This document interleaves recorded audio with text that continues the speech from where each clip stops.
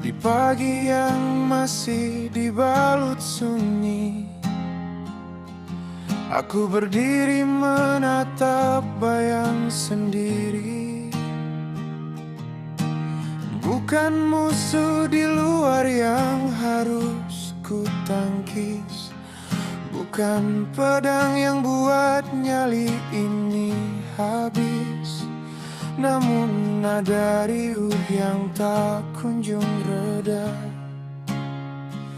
di dalam dada, di antara sela-sela doa.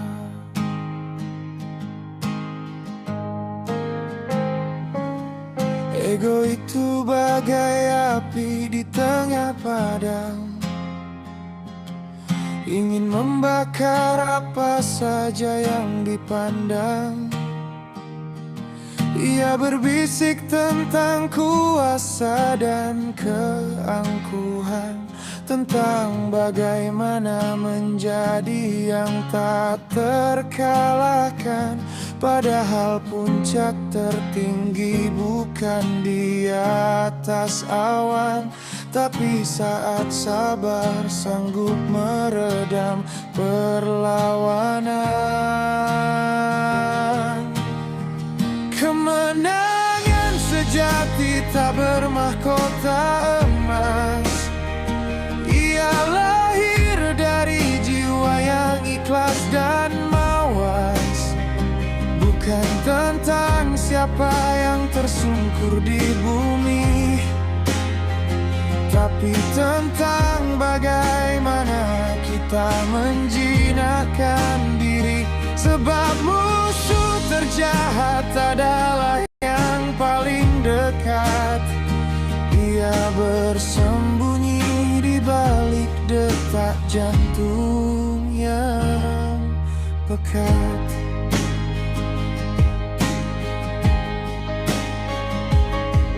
Dunia mungkin melihatmu tanpa luka, mengira kau menang karena harta dan muka. Namun mereka tak tahu pertempuran di malam hari, saat kau berperang melawan rasa iri dan benci, mengganti dendam dengan maaf yang tulus, agar jeratan amarah perlahan-lahan terputus.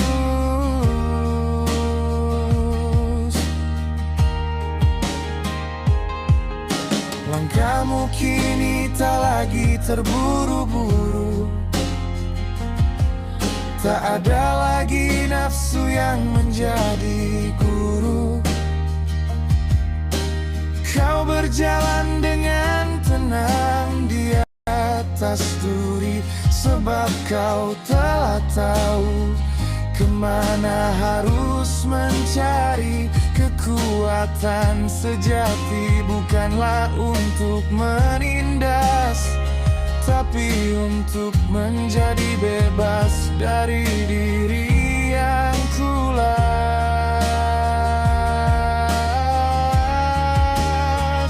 Kemenangan sejati tak bermahkota emas. Ia lahir dari jiwa yang ikhlas dan mawas.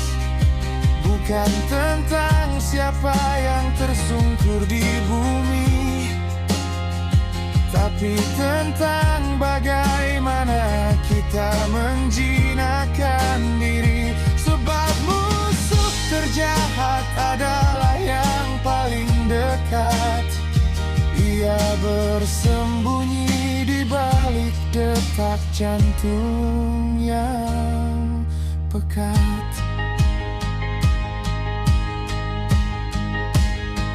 Raja yang agung bukanlah penakut negeri, bukan dia yang memaksa dunia untuk memberi, tapi dia yang mampu tundukkan hati sendiri, menjadi damai di tengah badai yang menyendiri. Saat cermin tak lagi menampakkan kawan atau lawan, hanya ada ketenangan yang kau bawa ke awan. Di sanalah kau menang, benar-benar menang. Hanya kau dan kedamaianmu.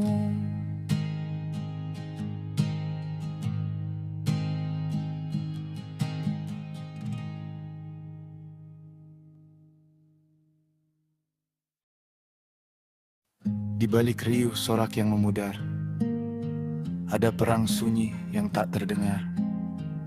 Bukan pedang yang membulah karang, bukan bendera di atas benteng yang gersang.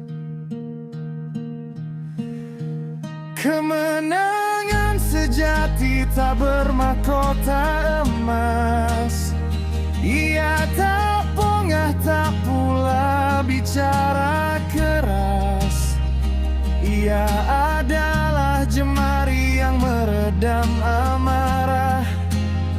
Saat ego membakar, saat jiwa hampir patah, lawan terberat tak memiliki wajah.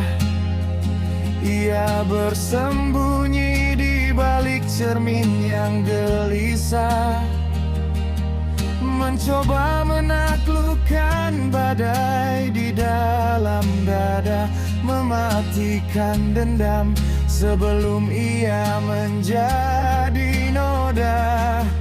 Raja yang agung bukanlah yang menjajah negeri, tapi dia yang mampu tundukkan hati sendiri. Sebab saat diri telah mampu kau dekat,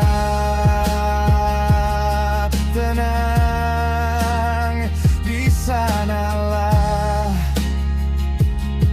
puncak, di sanalah kau menang.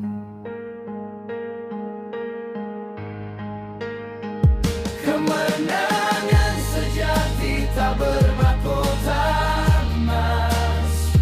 Ia lahir dari jiwa yang ikhlas dan mawas. Bukan tentang siapa yang tersungkur di bumi, tapi tentang bagaimana kita menjinakkan diri. Sebab musuh terjahat adalah yang paling dekat.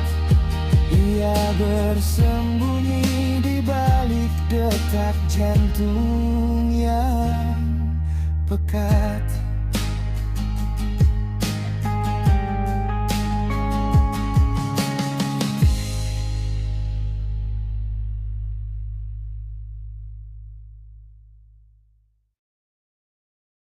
Di hadapan cermin, subjek terbelah dua antara ego yang lapar dan kesadaran yang terjeda. Bukan invasi eksternal yang patut dikhawatirkan, bukan hegemoni lian yang harus diruntuhkan, namun narasi-narasi purba di bawah sadar yang membuat nalar seringkali terkapar. Hasrat itu adalah id yang tak pernah kenyang, menuntut kepuasan di tengah padang yang gersan. Ia membangun labirin kognitif yang rumit, memenjarakan logika dalam ruang yang sempit. Kemenangan bukanlah dominasi atas ruang dan benda, tapi saat super ego dan id mencapai titik reda.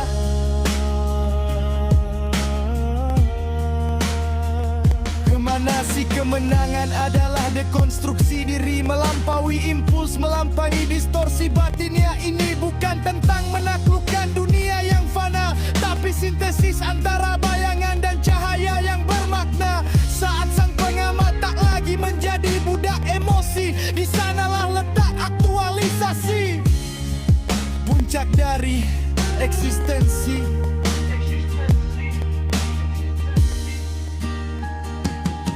Di Disonansi kognitif seringkali menjebak antara idealisme dan realitas yang retak.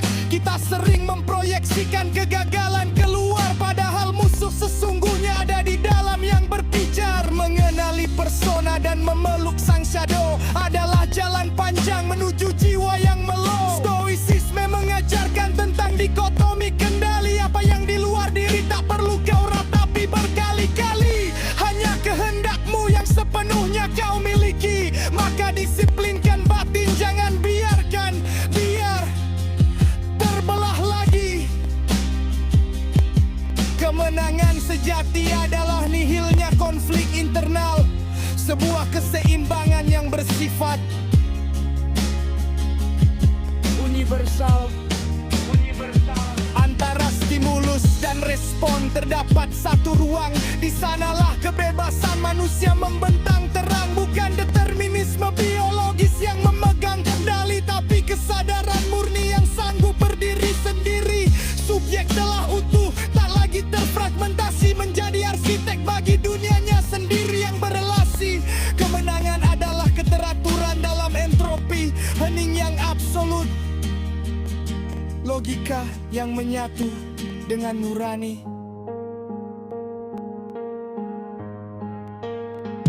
Kemenangan sejati tak bermakhluk emas. Ia lahir dari jiwa yang ikhlas dan mawas. Bukan tentang siapa yang tersungkur di bumi, tapi tentang bagaimana kita menjinakkan diri. Sebab musuh terjahat adalah yang paling dekat.